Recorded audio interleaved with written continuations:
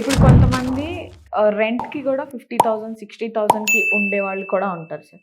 So, కొంచెం premier ఏరియాస్‌లో రెంట్‌కి ఉండడం బెటర్ అంటారా? అదే రెంట్ కడుతూ నార్మల్ ఏరియాస్‌లో ఉండి ఆ రెంట్ మనీని మనము బ్యాంక్ లోన్ కింద కన్వర్ట్ చేసుకోవడం బెటర్ అంటారా? అది పర్సన్ టు పర్సన్ మారిపోతది. ఓకే. ఇప్పుడు కొందరికి ఏముంటదంటే ఆ లగ్జరీ ఉంటది. మాకు అదే కంఫర్ట్ గావాలి, మాకట్లో ప్రైవసీ గావాలి. హ్మ్. ఎవరిది వాళ్ళే డిఫరెన్స్ ఉంటాయి. ఇక్కడ మనుషులను బట్టి వాళ్ళకున్న అవకాశాలను బట్టి వేరే ఉంటది. ఓకే. సో మాకట్లా నీడ్ లగ్జరీ ఉంది కంపల్సరీ అనుకుంటే వాళ్ళు అట్లెళ్తారు. హ్మ్. లేదు మాకు ఎట్లాగో ఈ 50,000 కడుతున్నాము. మహా అయితే ఇంకో 10,000 ఎక్స్ట్రా చేసుకున్నా లేదా 50,000 కూడా పెద్ద అమౌంటే. సో ఈ 50,000 నెల నెల రెంట్ మనకి ఎట్లయితే కడుతున్నామో దీనికి బదులుగా ఈఎంఐ కట్టుకుంటే ఓన్ హౌస్ అయిపోతది. ఓన్ హ్మ్. ఫ్లాట్ అయిపోతది అనుకునే వాళ్ళు కూడా ఉన్నారు.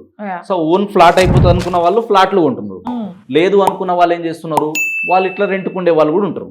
సో కస్టమర్ టు కస్టమర్ వేరే ఉంటది. హ్మ్. పర్సన్ టు పర్సన్ రిక్వైర్మెంట్ మారిపోతా ఉంటది. హ్మ్. సో మనకి ఇబ్బంది ఎంతుంది, మనకి ఎంత అవసరం ఉంది అన్న దాన్ని బట్టి మారుతుంటది. హుహు. కొంచెం ఆ కమ్యూనిటీ ఉండాలి, అలాంటి పీపుల్ మధ్యలో ఉండాలి. కొంచెం పిల్లలకి ఎడ్యుకేషన్, వాళ్ళకి ఇచ్చే ఎమ్యూనిటీస్ అన్నీ ఇక్కడైతే బాగుంటది అనుకున్న వాళ్ళు అట్లాంటి దాంట్లో వెళ్తారు.